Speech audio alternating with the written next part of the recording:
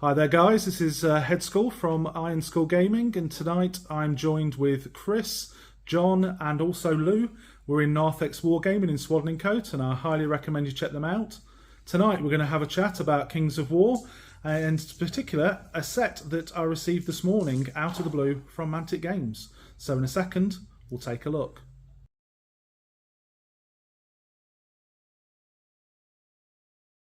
So as you can see, we received the Ogre Sprues from Mantic. These are absolutely fantastic, I have to say, and it came totally out of the blue. But little I can say about these. There's much more that our Ogre player John can talk about. So what I'll do first of all is I'll quickly give a quick overview of the sprue. That's sprue 1.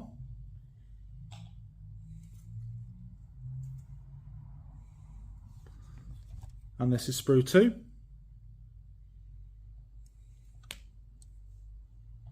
So then, John, what's your thoughts? What do you want to tell us about these ogres? Well, first of all, I mean, they're gorgeous models. Like, these are absolute beauties. As you can see, it's 3 ogres per sprue, which is actually a full regiment of ogres in Kings of War. So the sprues themselves give you 3 different modeling options for 3 different types of regiment. As you can see here, we've got shields, and over here a single hand weapon. So shields and hand weapons.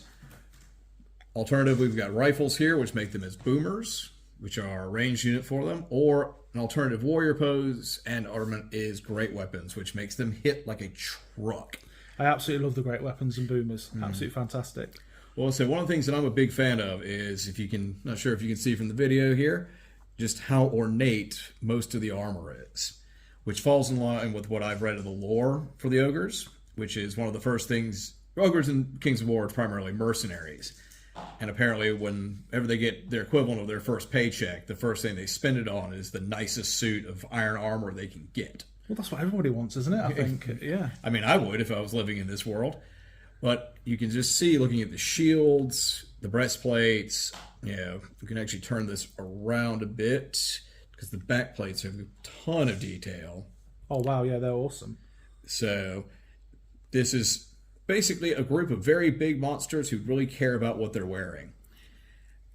I think what I like about the 2 sprues is that you get a male and a female variants on there as well. Yeah, let me flip that. Yeah. If you look carefully, you can see that there are female ogres running around. Probably not what you really would want to have as your first, as a first date, but yeah, enough beers in a tavern. I definitely would not want to cross an angry female ogre. No, that would be quite terrifying. But another thing to check out too is just look at, if you can see it through the video, the different head variants. There are at least twice as many heads as there are bodies here. It's crazy, isn't it? I mean, it just gives you so much personalisation. And like you say, with there only being 3 models in a regiment, you do get different looking, models. And let's say a horde is 6 models, which still means if you wanted to multi-base these guys, you do them on 3 to a multi-base. Just make sure they don't knock each other over, and bam, you've got an interchangeable unit that can run as a regiment or a horde. Absolutely, I think it's definitely worthwhile having them based up on the smallest possible base, like the regiments. Yeah, and then you can combine those together to make a horde. So. Well, I think we've been kind of hogging the show here. I mean, these are. It says I was going to say, I wonder what Chris has got to say about these. The thing that I like about these sprues is they capture the brutality of how everyone thinks that the ogres actually are.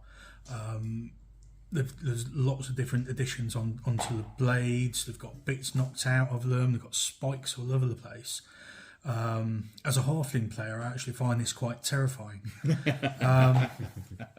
The armor really is something to be really proud of. I can see if you spend some time on them and give them a really good paint job, they'll really stand out in an army of ogres. Oh, I can't wait to get cracking on these guys. Yeah, I'm really looking forward to it. I'm terrified already. I mean, at the end of the day, I loved the original ogres.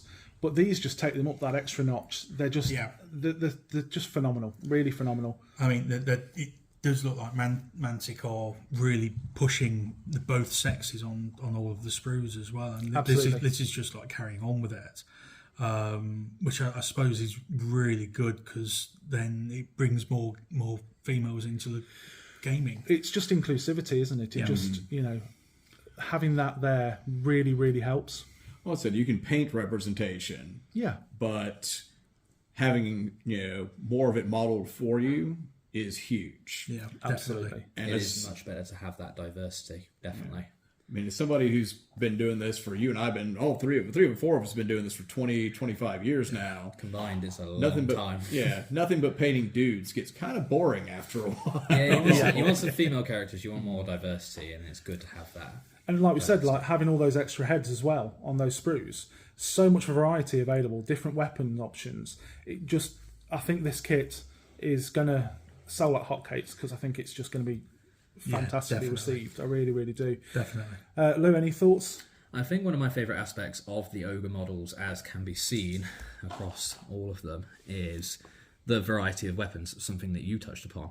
So you've actually got options for their rifles or their boomers, their guns, you've got their swords, you've got their axes. So you can model them however you want. You could basically have one with a rifle, one wielding two one-handed swords, and one wielding a big giant sword, and that's what I love about it. And all the weapons look primitive. They look like they've just carved them out of stone. They've made them, they've forged them, and even they've got a couple of like different shield bits or certain I think areas. the shields are one of my favourite pieces. Actually, Shields I love the shape of them. They're fantastic. The shields are gorgeous, and it just blends in beautifully with the entirety of their armour. And I know before we started filming, I know John was saying just how versatile the kit is and how well it would receive with some modifications. So, as I say, you can create characters out of it. I think you could quite easily create characters. But also with the boomer guns, drilling out the barrels just to give it that extra little bit, the sizing of them makes it very easy. And it's just a flat circular space. Yeah. Like you're not even trying to get into an existing plugged barrel. Like if you can get a look at that. So I don't know if you can see the barrel there. Just right about there. Yeah, absolutely. Right about there. It's just like John said, a flat piece, easy to drill. It's going to be fantastic, and it'll just take it yet again up that extra level. But if you don't want to, it's your hobby, and I always say your hobby, your way. Exactly. You know? And one of the nice things about the details on the armor, I was just thinking about, you could honestly paint them any way you want. Chris mentioned like the brutality of it, which if you wanted to go metallic with a bit of rust, so like you could make it look like more barbarian armor, but sort of actually kind of my plan. I'm going to try and make these look a bit more noble, a bit more regal. So like, these sort of the theme, for my ogre army is a bunch of ogres who've decided that they're heroes now. They may not be very good at it, but they think they're the good guys, so they're going to dress the part. So one of the things I'm looking forward to is, especially playing with edge highlights to really bring out each individual piece, and probably some good, there's a lot of good edge work in there that I can play with metallics with, to really just make it look like something fancy, something like heroic on something that doesn't, by its face, look all that heroic. Yeah, it kind of builds on the quality as well of the models, because one of the great thing about these models is they are made out of hard plastic, and you can just see the level of quality and detail that Mantic have put in. They've really upped their game with that, absolutely. And you can just see every little detail that's gone into it. It's amazing work. It definitely, the models definitely favour if you're more of a detail painter. To really make them pop. But even if you're not a detail painter, there's that much on these that even with a basic paint job, they're gonna pop out the table. I absolutely agree. I think no matter what your painting level or style is, you're going to have a whale of a time painting these, and they're going to look fantastic. Everything from just base contrast paints and metallics, all the way through to, I think, in our local scene, things like Chilcon and stuff like that, where they have painting competitions. I think we'll start to see ogres appearing in that competition, because the models are just that level of detail. They are fantastic. They are stunning. Maybe we'll see my ogres. Exactly, yeah. Don't Wants to vote. So in future videos, we're going to take a look at some ambush forces. We're all going to do this. We're going to do a Tale of Six Gamers.